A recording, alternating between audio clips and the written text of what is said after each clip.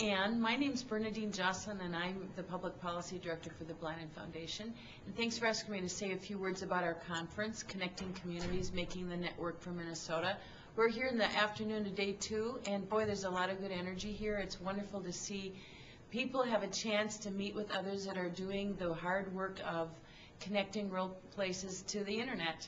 And we just heard this afternoon some great stories from small, very rural places around Minnesota where local leadership makes the difference. And you know, for us at the Blind Foundation, it's really gratifying to have that idea that local leadership matters reinforced by the stories we're hearing here today. And we were just visiting before this to say that where there are local champions, people who care about this and get up in the morning and think about how to make it come true for their communities, that's where we're seeing progress and where we're seeing people taking steps to embrace a future of their own choosing. Because if it's really the secret sauce ingredient, and it kind of runs through like a red thread, all the work we do at Blandon is trying to help support local people to make local decisions and make change happen in their own community, because there's not enough resources out there in the world to make positive change happen absent vision and absent the hard work that local people do on behalf of their own communities. And that's what we've really seen a lot of here at this conference, is people who care enough about it and get the power of the benefits of the internet to make it part of what they do in their work and in their lives, whether they be educators or economic development people, or even just parents who have kids or elderly parents themselves, you know, that sandwich generation that are trying to support quality life for their aging parents and for their kids.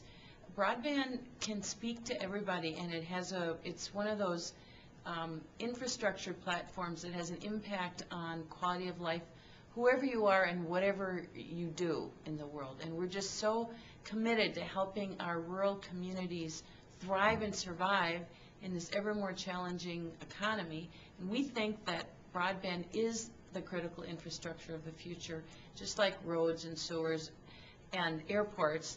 And without it, you got to be plugged into play. And if you're not connected with robust networks to the internet, it's hard to see a thriving future for your community. So I'm really excited about the conference because I get to meet and interact with people who are doing this hard work in their community, and I see, and I think people are reinforced to see in each other the difference that it's making for rural Minnesota.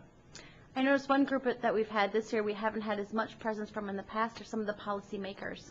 Can you talk a little bit about how you think that the policymakers have impacted the others, the economic developers and some of the providers, and vice versa?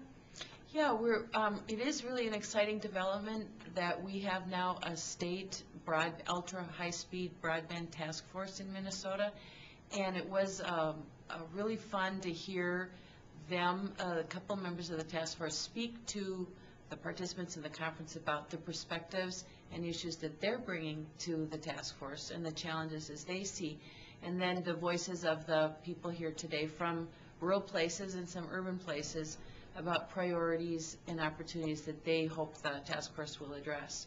And I heard somebody talk today about sort of the Eisenhower moment. You know, as the Chinese say, and we've all heard this before, a flip side of crisis is opportunity. And we are facing a lot of really significant financial, economic crises, but there are also then a lot of opportunities to address those in new and fresh ways. And so I think task force heard people say, think bold, be bold, set a goal, be specific, stretch us, and help policymakers that have, let's face it, very crowded public policy plates understand that broadband has got to come true for Minnesota if we want to stay prosperous. Great. Thank you very much.